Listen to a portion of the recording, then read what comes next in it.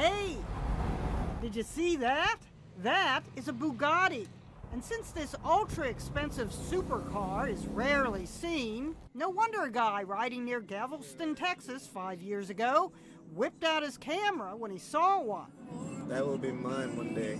I don't think you want this one, not after what happens next. You wrecked. The Bugatti slammed into a saltwater marsh driven by a dealer of high-end cars named Andy House. House first told police he dropped his cell phone, reached down to get it, and when he sat back up, he was distracted by a low-flying pelican, which he tried to avoid by jerking the wheel. But that excuse was for the birds, because this week, Andy House pled guilty to one count of wire fraud. The assistant U.S. attorney says House bought the Bugatti for $1 million, took out a car collector's insurance policy worth $2.2 million, and intentionally totaled the car.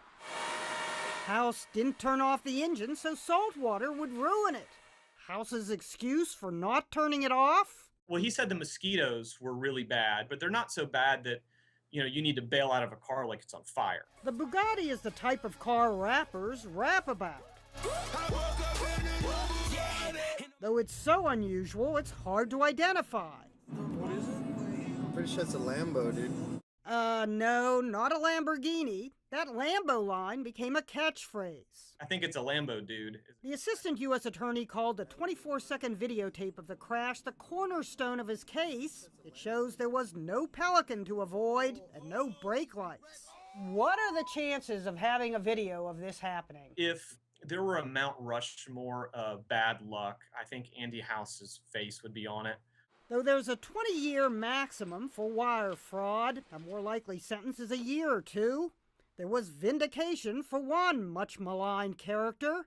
One poster noted, "Finally, after all these years, that poor innocent pelican is off the hook."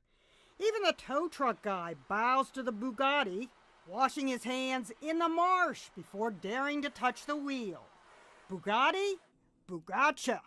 Ginimo, CNN. New York.